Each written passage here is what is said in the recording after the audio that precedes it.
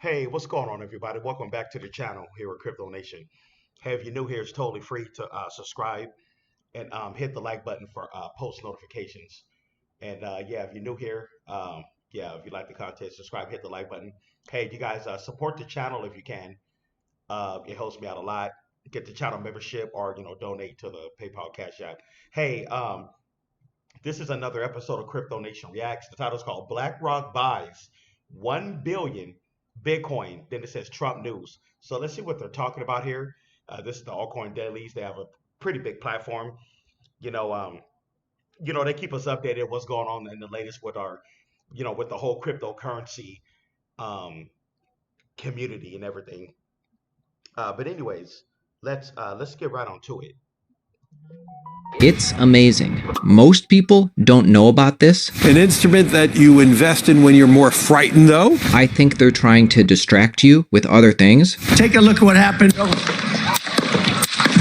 Like, I'm surprised this is flying under the radar. But it is a legitimate financial instrument that allows you to have uncorrelated, non-correlated type of returns. BlackRock has purchased $1 billion worth of Bitcoin in July alone, and the month is not over. You gotta think Larry Fink has a much bigger plan for all of this. The info is as follows. Investment giant BlackRock purchased over $1 billion worth of Bitcoin in July, including $107 million acquisition on July 18th alone. This aggressive buying spree is part of a broader trend that has seen the BlackRock-issued iShares Bitcoin Trust, IBIT, their ETF, consistently attract millions from investors. And this is despite the market jitters that we've seen over the past month with the Mt. Gox creditors selling or Germany selling. During that period, IBIT, BlackRock, their ETF, saw 9 consecutive days of inflows. People just kept buying, leading one analyst to say, almost in disbelief, this is a total acceleration of inflows. Yes, July has been a landmark month for BlackRock and their ETF, with the highest single-day inflow reaching 260 million July 16th. This is BlackRock's ETF chart alone. Simply sensational. My question to you is, what do you think Larry Fink's bigger plan for all of this is?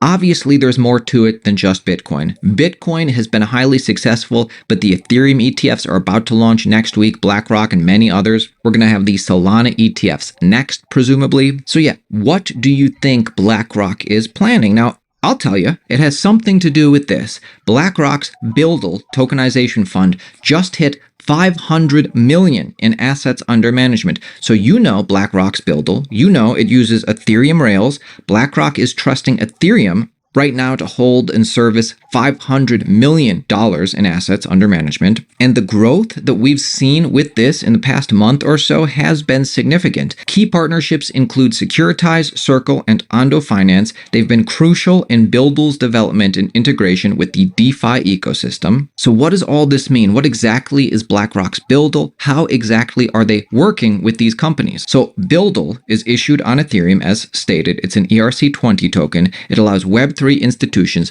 to access real-world returns without navigating complex on- and off-ramp processes. With Securitize, Securitize is acting as a regulator-recognized transfer agent, enabling the use of public blockchains as the primary accounting tool for recording ownership and transfers of issued assets. This partnership has effectively bridged the gap between traditional finance and the blockchain world, recording ownerships and transfers. Where have I heard that talked about before? I believe the next generation for markets, the next generation for securities will be tokenization of securities. And if we could have that distributed ledger that we know.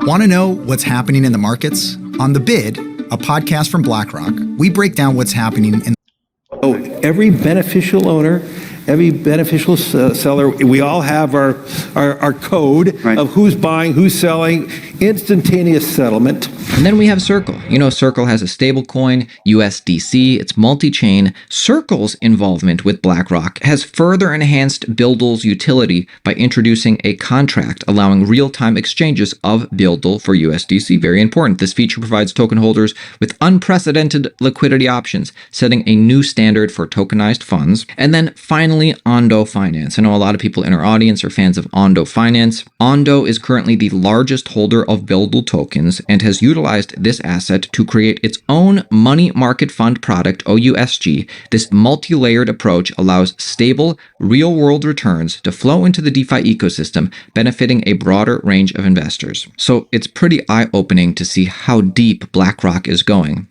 They're not concerned with FUD at all. They just keep building, launching, and onboarding new users and new money. Institutional money. And taking a look at Ondo versus other top entities, Ondo just passed BlackRock in TVL for tokenized treasuries. Mega bullish. All of this is leading me to this point. Bitcoin is oversold, meaning expect buying pressure. Bitcoin's price is too low as of now. And this is not just according to me. This is actually from a report from ARK Invest. Bitcoin miners seem to have capitulated along with a harbinger of bullish reversals. The point is, my friends, that Bitcoin is stair-stepping its way up to this resistance level, up to the all-time high actually, and I expect we break above all-time highs sooner rather than later. Maybe not this month, maybe not even August, but by September, I would bet that we break all-time highs. Certainly sometime this year. I mean, it's hard to say exactly when. I think there's plenty of reason to be bullish. I mean, just take a look at what's happening. As reported by the New York Post and then retweeted by Michael Saylor, Bitcoin has now become a political force. Here are 3 things to know about why Trump's VP pick is significant for cryptocurrency. 1. J.D. Vance is the first candidate on a presidential ticket to own Bitcoin. He owns more than $100,000 worth of it. And the fact that he's just 39, he's also the first millennial on a ticket, means that younger crypto fans feel he understands their priorities.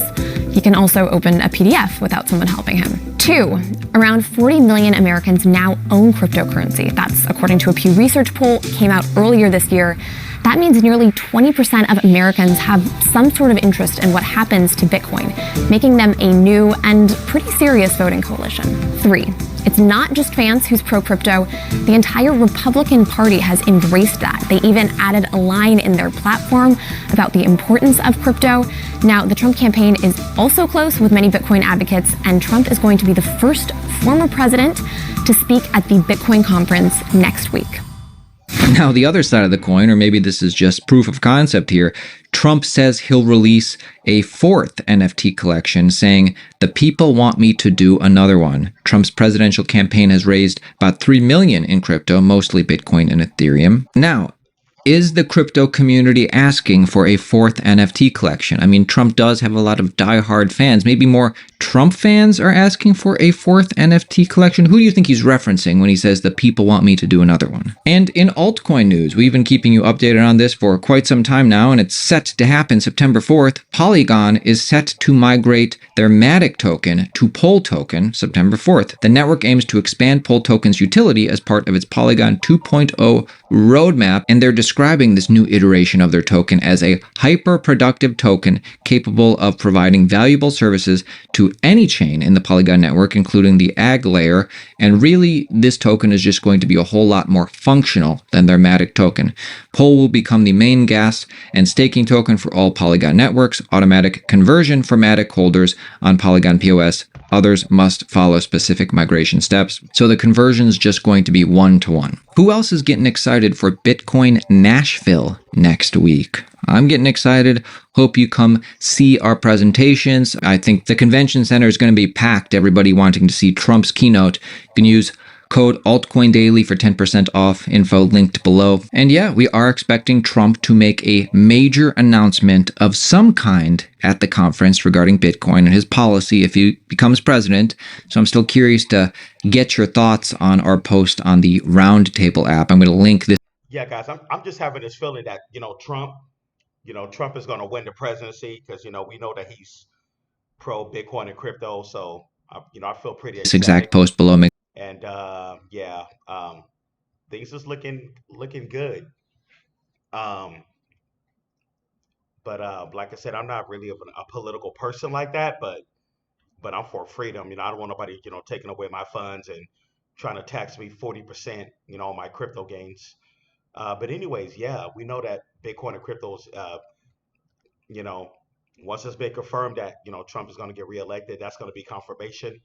And that's when Bitcoin could possibly pump to like 300,000 in 2025. But yeah, that's just, what I think. Make sure you head on over and engage with us in the comments section below. We'll be engaging with you here. My name is Aaron at Altcoin Daily. Guys, subscribe to the channel, join our team. It's going to be a fantastic year in crypto and next year. See you tomorrow. This thing? All right, guys, that concludes the episode of the Crypto Nation Reacts. Tell me what you think. Let's see here.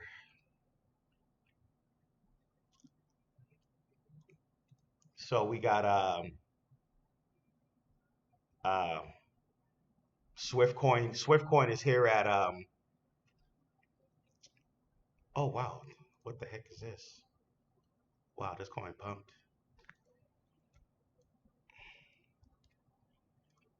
We got Swift Coin here at 44% of a penny. The market is starting to look a lot better.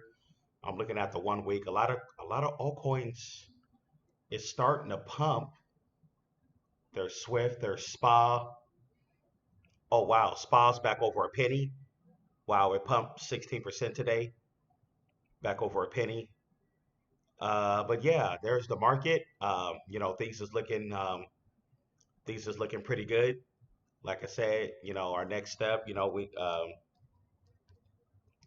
let's see what happens with Swift.